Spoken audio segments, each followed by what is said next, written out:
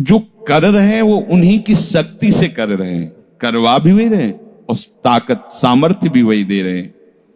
कभी किसी भी अच्छे विचार या अच्छी क्रिया में अपने को भूल कर भी करता मत मानना, तो बुरी क्रिया कभी होगी ही नहीं।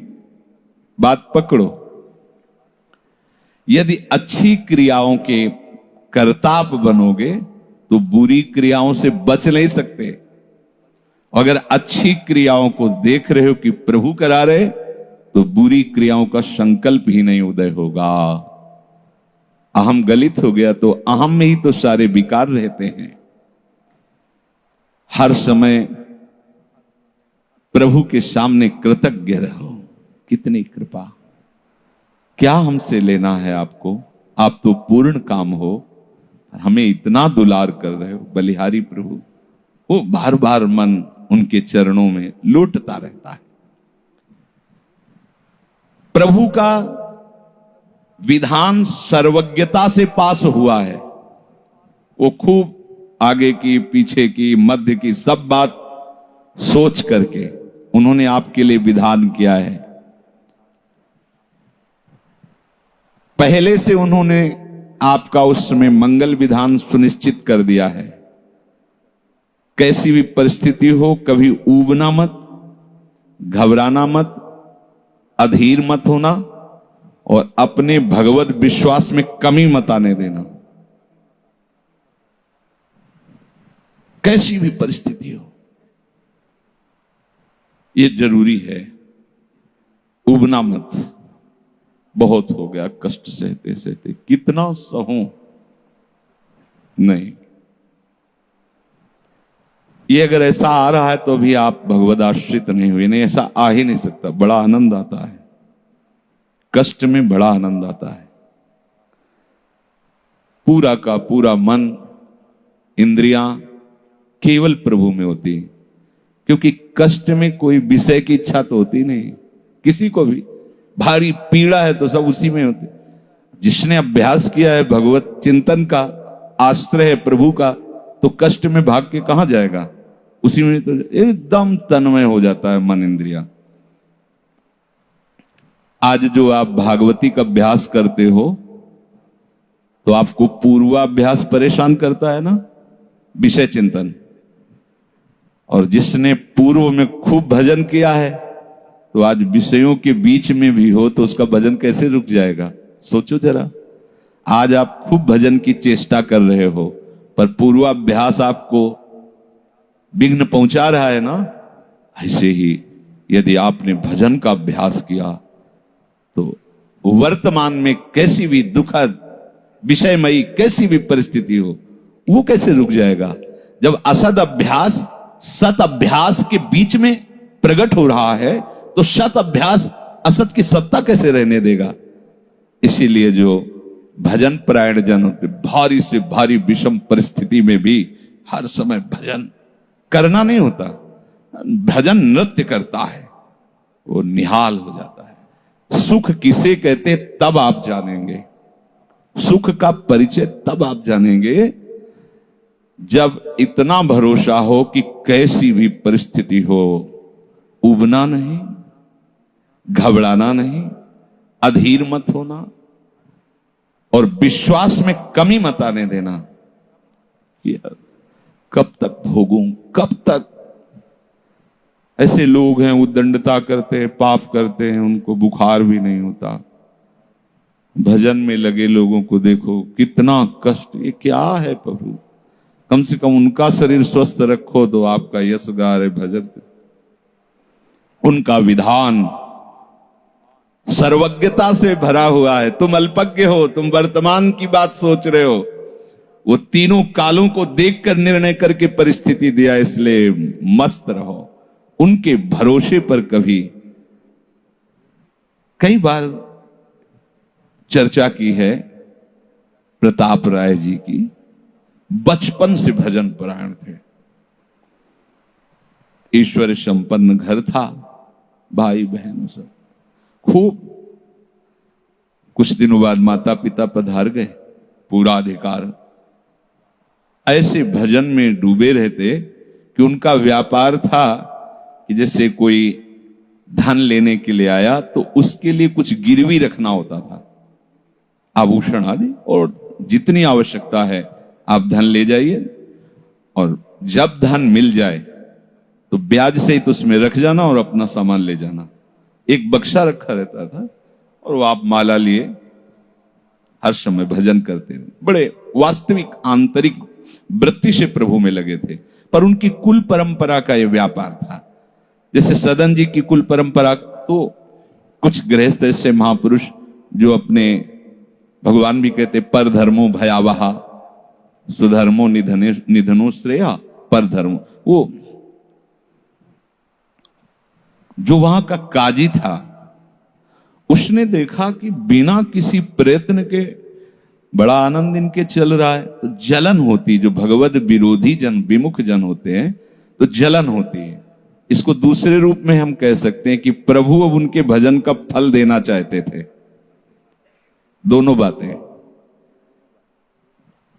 परिणाम जान गए हैं इसलिए हम कह रहे हैं प्रभु उनके भजन का फल देना चाहते थे, और वो वर्तमान से देखो तो वो द्रोही थे, भगवत द्रोही जन। 3 लोगों ने काजी से मिलकर कहा बड़ा सुख लूट रहा है, हम जाके देखा है, बढ़िया काम बन जाए। वो देखता भी नहीं कि बक्से में क्या रखा गया। ठीक, तो कुछ कंकड़ ऐसे झोली में, पहले थैली टाइप की झोली होती, गए, प्रणाम किया और कहा हमें 10,000 रुपए की आवश्यकता है, यहां लिखो दस्तखत, तारीख, दिन, और चेक भी नहीं कर। वो इतने विश्वास परायण भक्त थे, अभी तक ऐसा कुछ हुआ भी नहीं था। 10,000 रुपए दे। थोड़ी देर में दूसरा आ गया, थोड़ी देर में तीसरा आ गया, उनको धन था, दे दिया। 2-3 दिन बाद एक आया और 10,000 का ब्याज, 10,000 रुपए उनका, अपनी जहां रखा हो निकाल लीजिए। थैली निकाली और 2500 लोगों को पहले से काजी ने वहां भेज रखा था, सबके सामने डाला। देखो कितना पाखंडी है, हमारी सोने की सब जो आभूषण थे सब हटा के देखो इसमें पत्थर रख दिया, और हो तले दूसरा आ गया, प्रताप राय जी आपसे ये 10,000 रुपए, ये आपका ब्याज का पैसा। उसे अरे हाँ मेरे भी स्वर्ण, तीसरा है। फिर अब तो जितने गांव वाले थे जो श्रद्धा करते थे कि भक्त है, बड़ा उनका सम्मान था, सब उनके मुंह पे निंदा करने लगे। तिलक लगाए बैठे हो, कंठी बांधे हो, नाम जप करते, तुम्हें शर्म नहीं आती? तभी हम लोग सोचते थे कि कुछ करते हो रहे हो, इतना माला माल हो रहे हो, ऐसी बेईमानी तुम करते हो। काजी आ गया, उसने कहा तुम रिपोर्ट लिखाओ। रिपोर्ट लिखाई गई, बादशाह के पास रिपोर्ट पहुंचा गई। उन्होंने कहा ऐसे पाखंडी को बंदी बना लिया जाए, सारी संपत्ति जब्त कर ली जाए। प्रताप राय जी ने जब सुना, अवाक, मतलब पत्नी से कहा कि ठाकुर जी की सेवा में बाधा ना पहुंचे, तुम ठाकुर जी को लो, पीछे के मार्ग से निकल जाओ, कुछ भोग सामग्री, आभूषण और ठाकुर जी को लेके चले जाओ।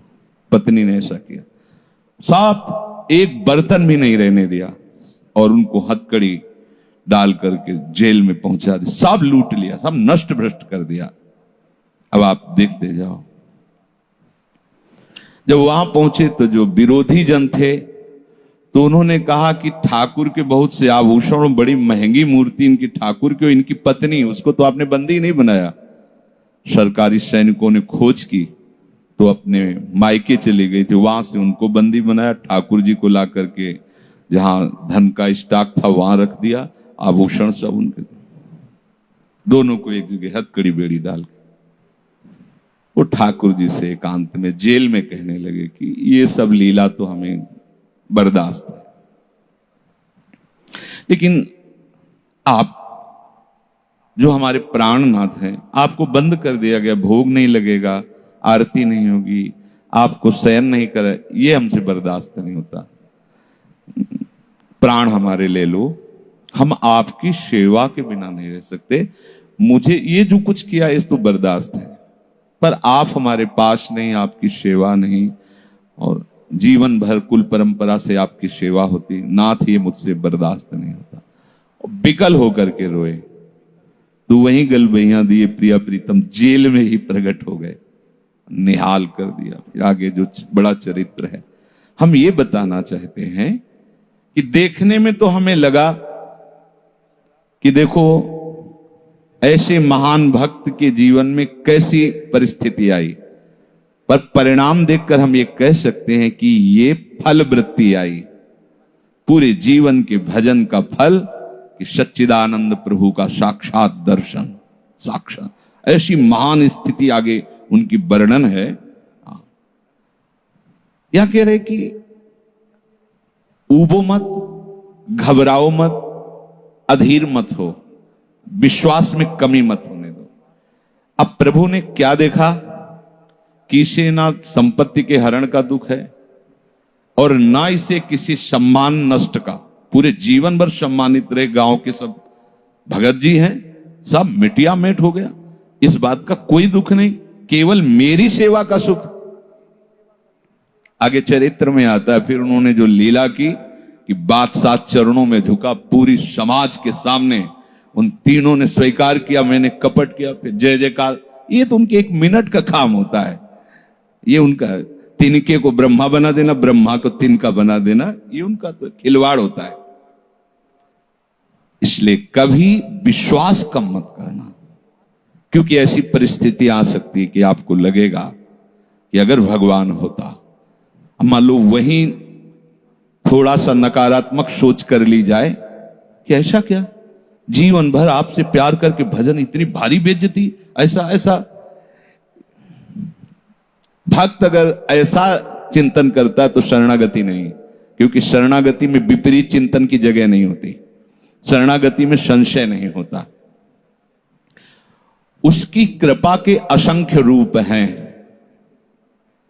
वो आवश्यकता अनुसार जब जहां जैसे चाहेगी वैसा रूप रख लेगी।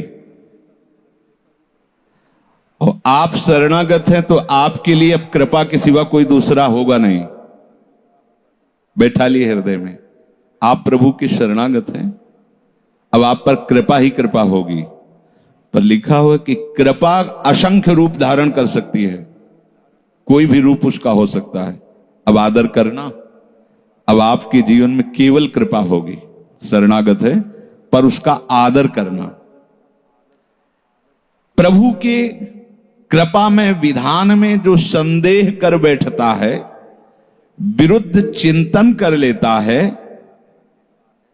तो उसको कृपा छोड़ती नहीं है, उसके लिए कृपा भयानक रूप धारण करती है और घेर करके उसको कृपा सिंधु से मिला देती है। और जो हृदय की निर्मलता से, विश्वास से, प्रेम पूर्वक सराहता रहता है, वाह अपना मानकर दंड दिया, बहुत अच्छा किया आपने, जो जो किया ना बहुत अच्छा किया प्रभु। अब लगता है कि आपने मुझे स्वीकार कर लिया, क्योंकि आप कुछ भी करने में अब हिचकते नहीं है, हमसे पूछने की जरूरत नहीं है, आप जो जो कर रहे बहुत। उसके लिए कृपा बहुत मृदु और शांत होकर प्रकाश रूप से उदित होती है और प्रभु के पास पहुंचा देती है। कृपा बख्शेगी नहीं। आप शरणागत हो, अगर ज्यादा चतुराई करोगे तो भयानक रूप धारण कर लेगी। अब तुम्हें जाना ही है प्रभु के पास, अगर सुलझोगे तो शांत सौम्य होते हुए आपको पहुंचा देगी। तुम विश्वास करो, इसी विश्वास से तुम्हें भगवत दृष्टि प्राप्त होने वाली है। कल हम कुछ उपासकों से बात कर रहे थे कि भैया ऐसा मत समझो कि अमुक समय तक साधना करने पर सिद्धार्थ अवस्था आती, नहीं, अभी समझ ठीक कर लो, अभी सिद्ध हो जाओगे। अभी ये साधना से नहीं होता, ये समझ से होता है। आपकी समझ ठीक हो गई, अभी वही आचरण आने लगेंगे जो सिद्धों में आचरण। हम लोगों के दिमाग में बैठा हुआ 12 वर्ष 18 वर्ष ऐसा वैसा, 12 जन्म में भी बात नहीं बनने वाली, और 12 मिनट भी बहुत होते हैं। समझ जाओ, जैसे कोई कहे ऐसे ही बोल रहे हो। आपके पास कोई उदाहरण है? भागवत में 11 स्कंद में तितिक्षु ब्राह्मण का चरित्र पढ़ लो, और ये भगवान श्री कृष्णचंद्र जो उद्धव को उसका चरित्र सुना रहे, मतलब उसका यश गान कर रहे हैं। और वो खुद कह रहा है कि मैंने जीवन में कभी कोई साधन भजन की बात जाने तो धर्म नहीं किया। हुआ क्या? कृपा उदित हुई, सर्वनाश का खेल हुआ और उसकी एकदम समझ ठीक हो गई। समझ पढ़ लेना उसकी। जिनके लिए मैंने पूरा जीवन, वो मुझे त्याग रहे। जिस धन को ना मैंने प्रयोग किया ना किसी को करने दिया, उसका अपहरण हो गया। जिस शरीर को मैं माना वो बुढ़ापे में जा रहा है। ये हो क्या रहा है? समझ ठीक हुई, उसी समय वो ऐसी स्थिति का महापुरुष हो गया कि भगवान उसका यशगार। बोलो क्या साधना? समझ। रत्नावती जी ने क्या साधना की? दासी ने जब बताया तो हिमालय में जाके उन्होंने पद्मासन लगा के कोई साधना की क्या?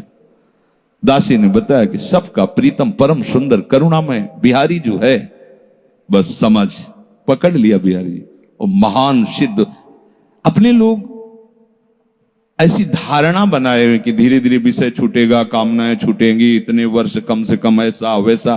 कुछ नहीं, अभी एकदम स्वीकार करो, आनंद पूर्वक चल दो। स्वीकृति का सारा चमत्कार है, अंदर से स्वीकार कर लो। अब तुम्हें ध्यान दीजिए, वही पदार्थ, वही परिस्थिति, वही कार्य प्राप्त होगा जिससे तुम्हारा मंगल होगा। काहे को खोपड़ी लड़ाते हो? कितना आनंद है। वही पदार्थ, जय राधा वल्लभ। जो गीता जी में वर्णन कर रहे थे कि यदि विषय का राग पूर्वक चिंतन किया जाए तो चिंतन मात्र से सर्वनाश हो जाता है, उसी के आगे श्लोक का वर्णन किया कि यदि राग द्वेष रहित होकर विषय का सेवन किया जाए तो हृदय की स्वच्छता, हृदय का प्रसाद, और प्रसादे सर्व दुखा नाम हानिरस्य उपजाति। बात पकड़ो। अब तुम्हें वही पदार्थ, वही क्रिया, वही सानिध्य मिलेगा जिससे तुम्हें मंगल में भगवान के दर्शन की योग्यता प्राप्त होगी। अच्छा बताओ, छोटा सा बच्चा जिसके पंख नहीं निकले वो क्या करेगा? शुद्ध शरणागति का स्वरूप अजात पक्षा यु मातरम खगा। तो आप शुद्ध शरणागति तो बनना चाहते हैं ना? उस बच्चे की योग्यता कितनी है? चे चे करके केवल मां की तरफ देखना, तो राधा राधा बोल के केवल लाडली जी की तरफ देखना हमारी। उस बच्चे पर यदि कोई प्रहार करने के लिए जीव आ रहा है तो माता पिता का कर्तव्य है, उससे तो पंख ही नहीं निकले तो अपना बचाव क्या करेगा? तो काम क्रोध लोभ आदि यदि आप पर आक्रमण कर रहे हैं तो आप बचाव कहां करने लायक हैं? तो आप इधर चे चे करके देखिए, राधा राधा राधा राधा राधा। और सही पूछो, जब ऐसी शरणागति आएगी तो आएंगे ही नहीं। वो भी भगवत प्रेरित आते हैं, भगवत प्रेरित। नहीं, देवर्षि नारद जी के हृदय में कहां काम था? पूरी लीला करके काम हार गया, और जब अहंकार आ गया तो छूट दे दी, तो देख लो क्या हो गया। समझना बस। सारी ये जो परमार्थ का खेल है ये सब समझ का है। आश्रय से जो भगवान कहते हैं कि बुद्धि योगम ददामिते, बस ये बुद्धि योग हो गया कि मस्त हो जाओगे। तेषाम सतति युक्तानाम भजताम प्रीति पूर्वकम ददामि बुद्धि योगम तम। अब जो भी पदार्थ, जो भी क्रिया, जो भी सानिध्य, वो कृपा के द्वारा होगा। अब हमें उसमें न राग करना न द्वेष करना है। और इसका परिणाम क्या बताया? हृदय की स्वच्छता, परम प्रसाद और बुद्धि का भगवान में स्थित हो जाना। अब वो प्रतिकूल हुआ या अनुकूल हुआ? अगर प्रतिकूल हुआ तो आपने सोचा गलत सिद्धांत। अगर ये बात हम ना माने होते तो इससे सावधान रहते तो हमारा वो होना था। प्रभु का विधान था, उसमें कुछ है, बाद में देख लेना। उसका वो परिणाम होगा जो तुम नहीं निकाल सकते थे। उस प्रतिकूल पदार्थ, वस्तु, व्यक्ति के सानिध्य से वो ठीक हुआ है जो ठीक होना था, प्रभु ने भेजा है। अब तो तुम निश्चिंत हो जाओ, अब भय ना करो। समझना? प्रभु सर्वज्ञ हैं, तुम उनके भरोसे हो गए हो। आप कोई तुम्हारा मंगल कर ही नहीं सकता। बोले काम आता है, क्रोध आता है, गंदी बातें मन में रहती हैं। कहा जाता है जब ये तक हृदय में रहेंगे तब तक तुम्हें भगवत प्राप्ति नहीं होगी। शास्त्रों में खूब खुला वर्णन है, चाहे जहां देख लो। त्रिविधम नरकश्चेदम द्वारम नाशन मात्मनः कामः क्रोधा तथा लोभा। तस्मादे त्रयम त्यजेत, काम क्रोध मद लोभ शब नाथ नरक के पंथ। पर इसके बीच की हम एक रहस्यमयी बात आपको बताते हैं। यदि आपने भरोसा लाडली जी का कर लिया है और ये हैं, तो इनकी सत्ता नहीं, ये आने जाने वाले हैं और इनसे कुछ भी आपका नहीं बिगड़ने वाला। भरोसा इनका, ये तर्क वितर्क की बातें नहीं है, ये श्रद्धा विश्वास की बातें हैं। और धीरे धीरे एक दिन आप महात्मा बन जाओगे। देख लेना, विश्वास करना। कुछ बातें ऐसी होती जो यहां की होती हैं, क्योंकि पूरा जीवन जिए हैं तो उसको देखा है। पढ़ी लिखी बातों को जब तक अनुभव में नहीं किया जाता तो ठीक से समझ में नहीं आती। अब जैसे ये बात केवल समझ में आ जाए कि निर्विकार हृदय ही भगवत प्राप्ति की योग्यता, बढ़िया बढ़िया शब्द है, लेकिन जीवन में देखा है कि इसमें विकार है।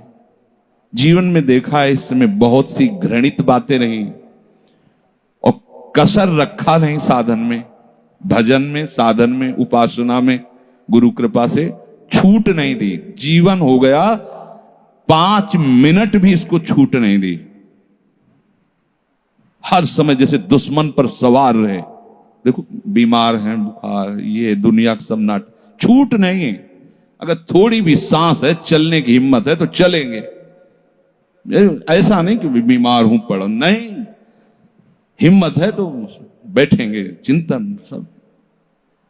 पर विकार देखा है, काम भी देखा है, क्रोध भी देखा है, 20 वर्ष बाद भी ममता को भी देखा है। अब हम क्या करें? निराश होकर बैठ जाएं क्या? नहीं। तो भगवत प्राप्ति तो होगी नहीं। 20 वर्ष से चलते रहे, ममता भी देखा पीछे, काम भी देखा, क्रोध। अब क्या करें? बिल्कुल निराश मत होना। ये वो विधान चल रहा है जो आपको सच्ची शरणागति में पहुंचाएगा। पक्का, बिल्कुल, ये अनुभव की बात कह रहा हूं, इसमें कोई क्यों में करने की जरूरत नहीं। आपको निश्चित भगवत प्राप्ति होगी। काम क्रोध ये स्फुरित होते रहें तो भी आपको निश्चित भगवत प्राप्ति होगी, क्योंकि आपने आश्रय लिया है लाडली लाल का।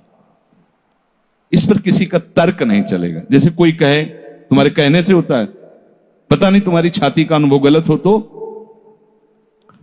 ठीक वैसे ही विषयों का सेवन करने वाला सुग्रीव, ठीक वैसे ही मदांध बाली,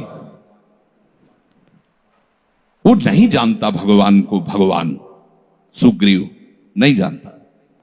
हनुमान जी कहते हैं कि महापराक्रमी चक्रवर्ती सम्राट महाराज दशरथ जी के पुत्र भगवान श्री राम हैं। इनसे मित्रता कर लो तो तुम बाली के भय से क्या, कोई भी तुम्हें भयभीत नहीं, काल भी भयभीत नहीं कर सकता। हनुमान जी पर विशेष श्रद्धा और विश्वास सुग्रीव का था, बहुत प्रीत है। एक तरह से उनके मंत्री हित, जैसा वो आदेश करते थे वैसा। एक भक्त पर विशेष श्रद्धा ने प्रभु से मित्रता करवाई, सामने अग्नि को साक्षी करके। ये इसके सुग्रीव के लिए नहीं, अग्नि को साक्षी करवाया भगवान के लिए कि आप निर्वाह करना। हनुमान जी बहुत भक्त चतुर होता है। फिर भी वो कह रहा कि ये मार देंगे बाली को। हनुमान जी कैसी बात करते हो, इन पर संशय करते हो? बोले नहीं, अगर ये हमारा संशय मिटा दे तो मैं भय रहित हो जाऊं। क्या? ये ताड़ के वृक्ष हैं, एक बाण में ही एक दुंदुभी राक्षस जो क्या था उसकी अस्थियां और ताड़ को बेच दें तो मैं मान लूंगा कि बाली को मार सकते हैं। भगवान का अमोघ बाण, हा मेरे प्रीतम हो, ये भक्ति है। एक महान भागवत शरणागत करवा रहा है, एक महान भागवत, लेकिन वो अपनी हर बात में प्रभु को जब खरा देख लेता है, वो अपना कहीं खरा नहीं है। आप देखते जाओ, भगवान ने बाली का उद्धार किया। जब प्रभु का तीर उसके हृदय में धसा हुआ है, प्रभु को देखा तो हृदय प्रीति, मुख वचन कठोरा। भगवान की तरफ देखकर हृदय में तो अपार प्रीति का हो भाग्य, हो भाग्य। क्योंकि चलते समय उसकी पत्नी ने बता दिया था होश में, जो भगवान है वही है, दूसरा नहीं। उनका भगवान समदर्शी, मेरे से बैर क्यों करेंगे? कोई सुग्रीव इतना बड़ा भगत तो है नहीं, बचपन से जानने, दोनों भाई हैं, दोनों एक जैसे हैं, तो मैं बैरी हूं और वो प्यारा हो, ऐसा क्यों हो सकता है? वो तो समदर्शी है। जब भगवान ने बाण मारा तो यही प्रश्न किया, बोला चितई राम की ओरा, हृदय प्रीति मुख बचन कठोरा, बोला चितई मैं बैरी सुग्रीव प्यारा, कारण कवन। शब्द देखो, नाथ में मारा, मैं भी तो आपका हूं। नाथ शब्द दासत्व से, मैं भी तो आपका हूं, प्रभु मुझे मारा और इसको आपने प्यार किया, क्या खास बात थी? तो भगवान ने यही बताया कि तुमने सुन रखा था कि मेरी शरण में आ गया है, बस। अब आप देखो क्या नहीं है सुग्रीव के पास। और आगे उसी चरित्र के सर्वज्ञ लेखक गोस्वामी श्री तुलसीदास जी लिखते हैं कि जेहि अग बधेउ व्याध जिमि बाली, सोई सुकंठ पुण्य कीन कुचाली। कुचाली शब्द, वही कुचाल की। इसकी व्याख्या नहीं करनी है, केवल समझना है। महाभागवत परम वंदनीय विभीषण जी, सोई करतूती विभीषण केरी, सपन हो राम न तिंत जन अवगुण प्रभु मान न काऊ, दीन बंधु अति मृदुल स्वभाव, रहत न प्रभु चित चूक किए की, करत सुरत सैबार ये की। इसने मुझे अपना माना बस। और ये तो हरि का स्वभाव वर्णन किया। और लाडली जो हरि के वात्सल्य समुद्र की सार, वात्सल्य समुद्र सार। यहां तो नेक हो न रिसको भूल हो न हो सके। ये कभी हृदय में सोचना कि मेरा हृदय विकारी है, तो पहली गलती तो आपने हृदयेश्वर के नाम ही हृदय नहीं किया। और दूसरी बात, अब मुझे परवाह क्या है? जब उन्होंने कहा मैं तुम्हें पास कर दूंगा, तो मुझे परेशानी क्या है? ककारा भी लिखना नहीं आता, उन्होंने अच्छे से नंबर ऊपर रख दिए तो हमारा काम बन गया। तो हमें अपनी शरणागति पर कभी अविश्वास नहीं करना। हमें अपनी स्थिति को देखकर कभी अपने प्रभु पर प्रश्नवाचक चिन्ह नहीं लगाना, तो इसका परिणाम होगा भगवत प्राप्ति। बिल्कुल आप अच्छे से समझ लो, हमारी आपकी बुद्धि एक भुनगे की तरह है और यात्रा ऐसी कि गरुड़ भी नहीं पार कर सकते। जाना वहां है जहां गरुड़ भी नहीं पार कर सकते। चाहे जितना उड़ान उड़े, आकाश का ओर छोर नहीं। जहां भी जाएंगे आकाश मिलेगा, भुनगा कितना उड़ेगा। अब क्या करे? वो वहीं से पुकारे, वो उनको आने में देर नहीं है, उनको आने में। बस शांत हो जाओ, आश्रित हो जाओ, किसी अन्य का भरोसा नहीं। जो कुछ अन्य आपके हृदय में बचा है वो उनका कार्य है, वो सब सुधार लेंगे। बात मान लेना हमारी।